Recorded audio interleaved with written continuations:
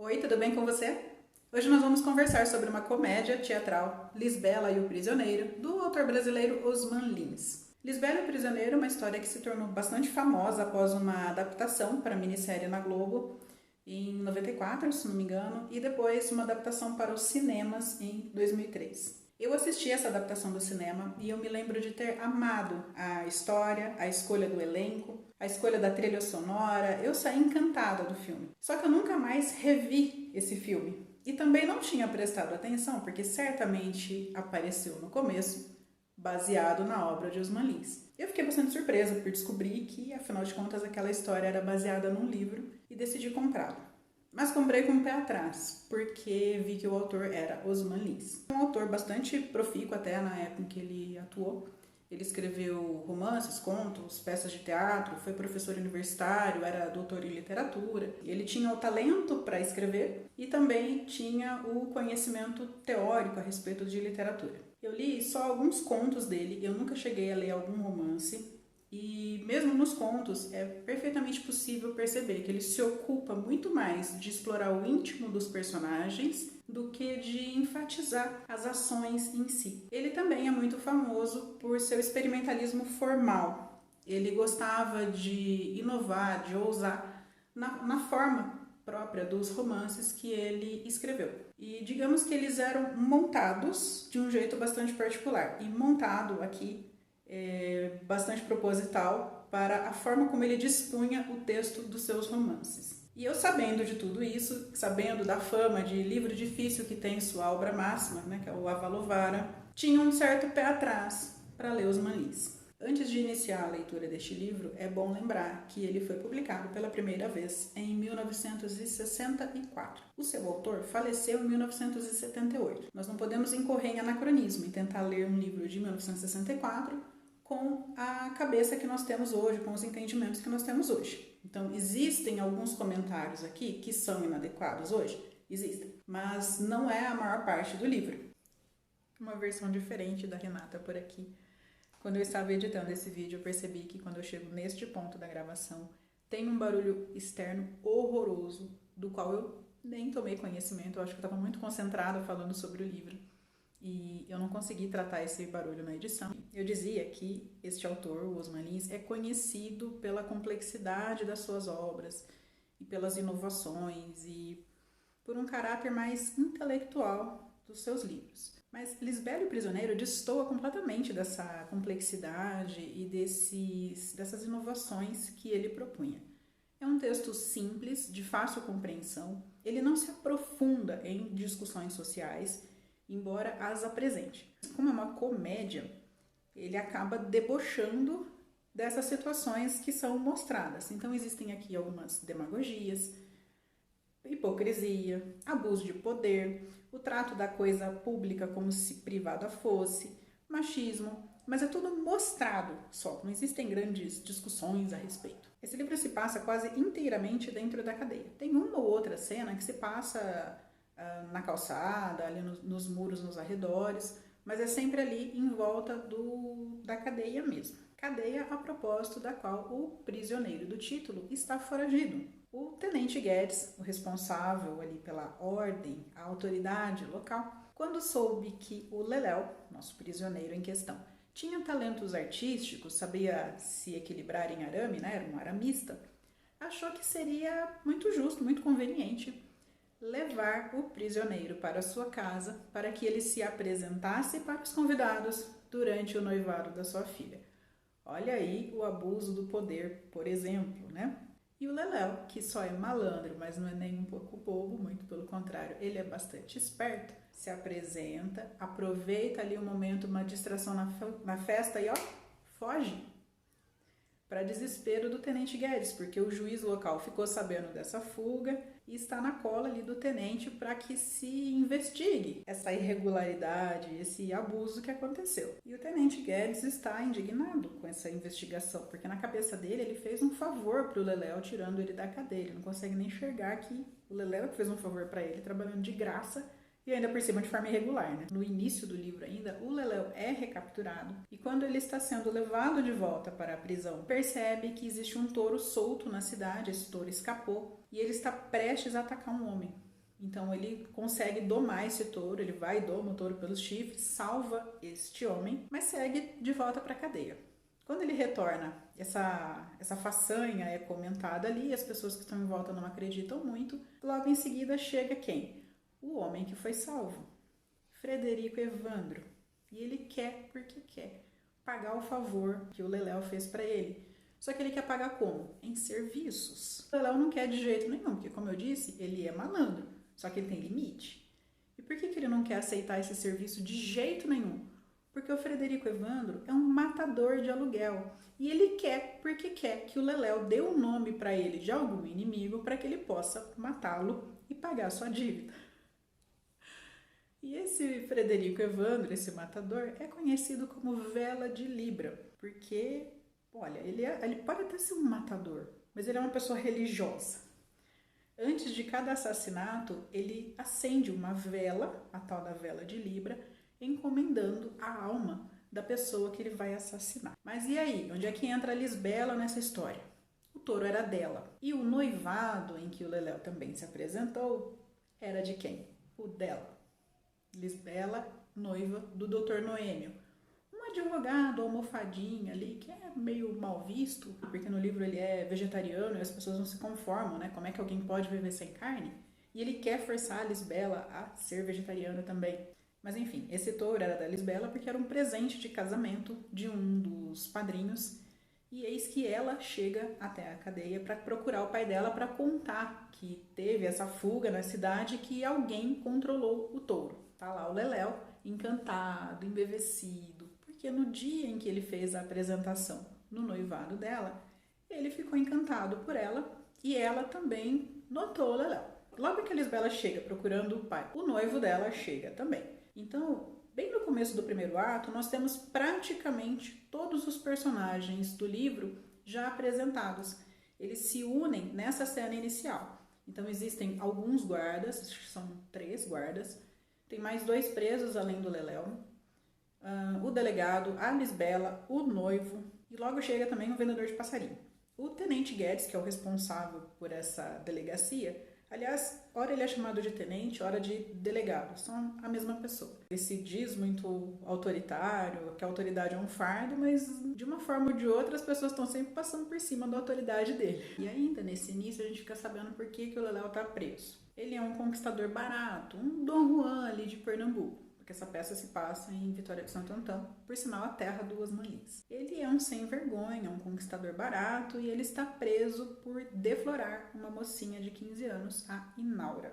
E sabe-se que o irmão da Inaura está louco atrás do Leléu para matá-lo, porque ele, afinal de contas, sujou a honra da mocinha. Então, como eu disse, no início do primeiro ato tem todo esse panorama dos personagens, a gente fica sabendo exatamente qual o papel de cada um ali. E o desenvolvimento do livro vem nos próximos 2 atos, que são basicamente sobre este romance ou não entre a Lisbela e o Leléu e entre a captura ou não do Leléu, porque ele está jurado de morte.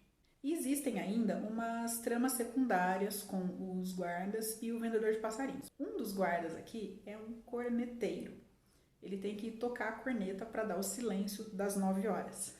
E ele se queixa porque ele tem que fazer isso todo dia, inclusive quando ele está no cinema. E é muito engraçado esse negócio da corneta, porque ele vai assistir o filme dele, dá o horário, ele tem que sair do cinema, ir lá na cadeia, tocar a corneta do silêncio e voltar para o filme. É uma ordem sem sentido. O Tenente Guedes, ele é a lei, ele é a autoridade.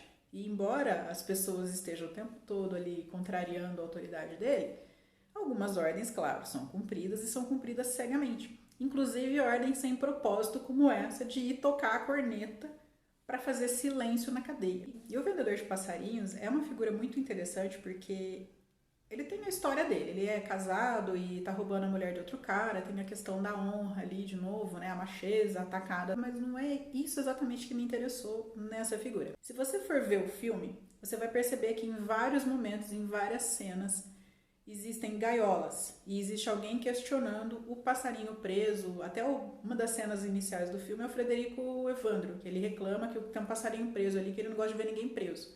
Claro, né? Ele não quer ser preso e também não quer o passarinho preso. A imagem da gaiola é trabalhada de uma forma muito interessante e, se a gente for pensar bem, esse livro é uma grande gaiola, né? Que está numa prisão. E existe tanto a prisão jurídica, no caso do Leléu, que ele está preso realmente porque o que ele fez foi abusivo, mas também tem a prisão da Lisbela, que é uma prisão mais convencional, uma prisão social. Ela está presa nas expectativas que depositaram em cima dela. Embora o filme e o livro tenham as suas diferenças, existem algumas falas muito engraçadas no livro que foram mantidas no filme. E uma das que eu acho mais legais, assim, porque no filme quem fez o Matador de Aluguel foi o Marco Nanini. Ele está brilhante no papel.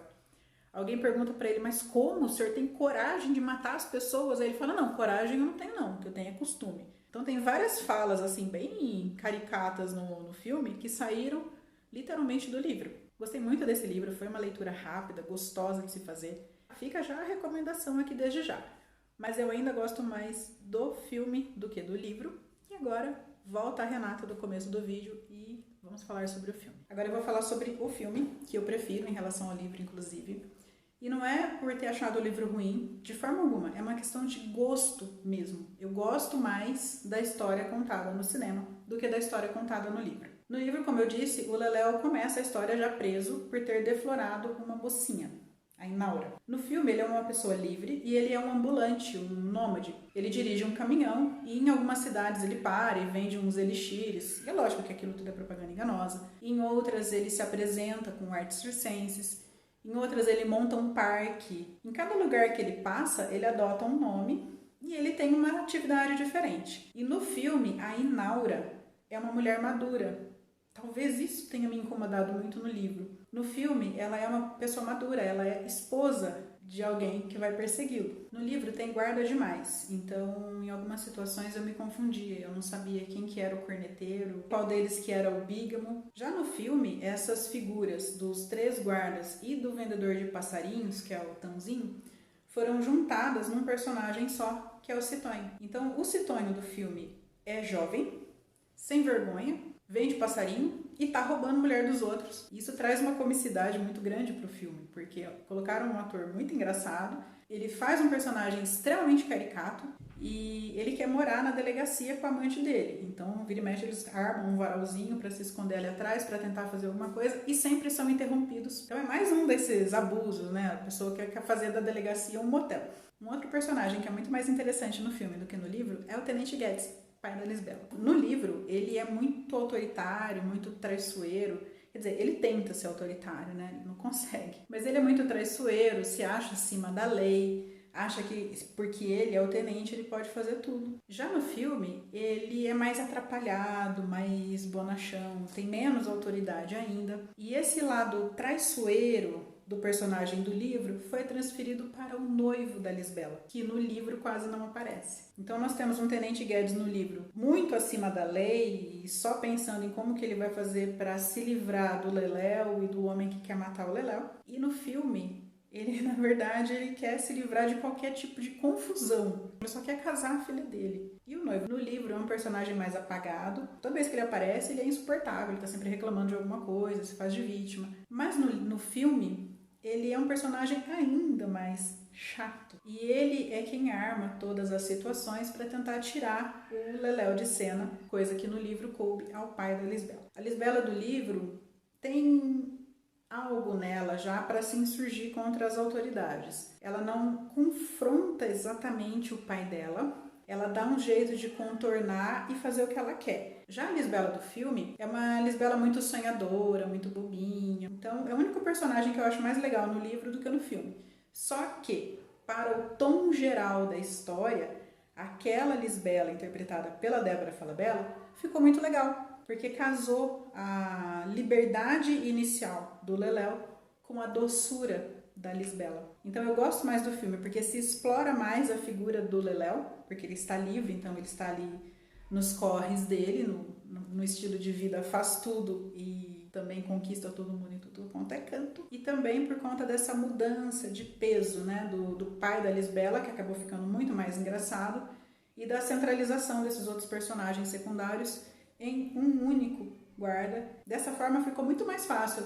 se centrar nessa tentativa de romance da Lisbela com o Leléu, sem que o filme se perdesse tanto nas histórias paralelas.